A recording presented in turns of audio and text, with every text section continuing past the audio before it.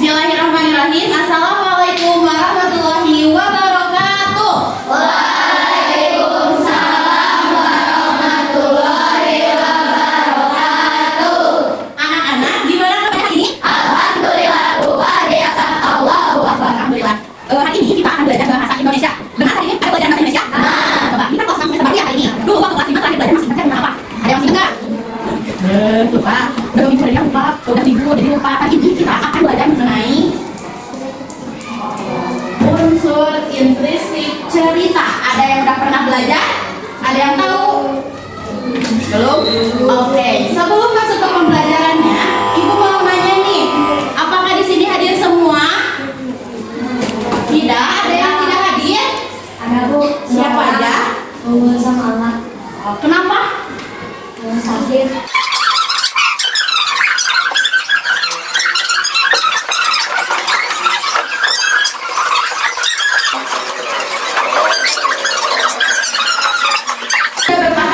Menilai teman sebangkunya. Misalkan ini namanya siapa?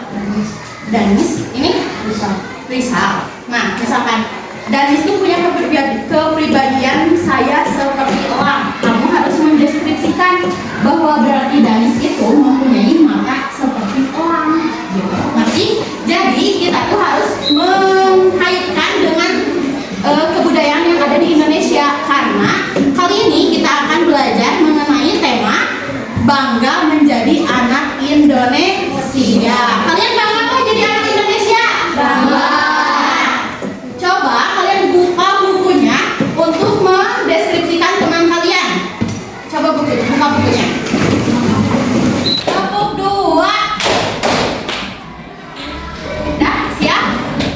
Oke, sekarang kita masuk ke unsur intrinsik cerita. Pertama, apa itu cerita? Ada yang tahu? Tadi di depan literasi kalian baca buku apa? Buku komik, atlas, novel? Baca buku apa kalian tadi?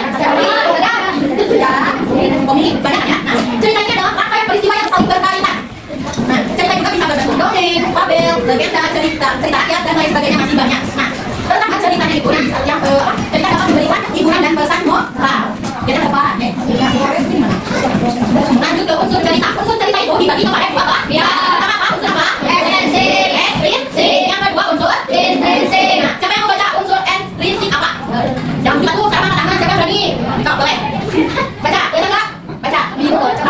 Unsur ekstrinsik adalah hal di luar cerita yang hidup. Mengerti isi tidak contohnya adalah kata-kata pengarang. Apa yang pertama itu adalah unsur ekstrinsik. Unsur ekstrinsik ini yang membantu yang membuat bukunya, yang dibuat cerita, kayak misalkan latar belakang ceritanya, misalkan di belakang yang suka ada latar belakangnya, emosi siapa yang tahu. Tadi kan baca buku ada yang di belakangnya. Nah, ini.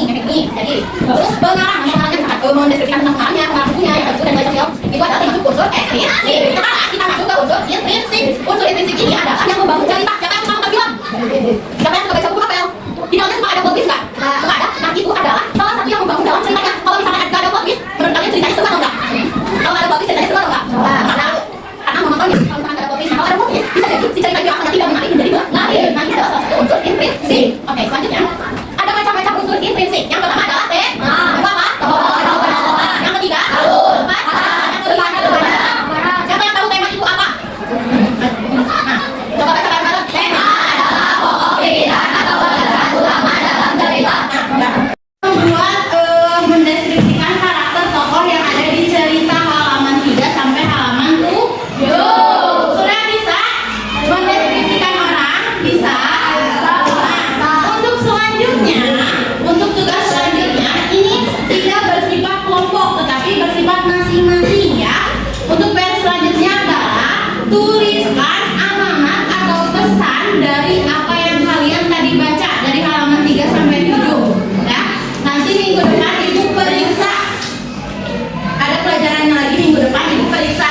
Tapi PR-nya ini masing-masing, tidak berkelompok. Siap?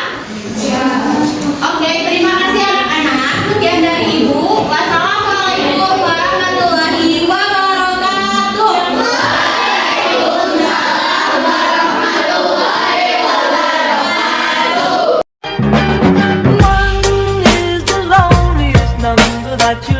never do. Two can be as bad as one. It's the loneliest number since the number one.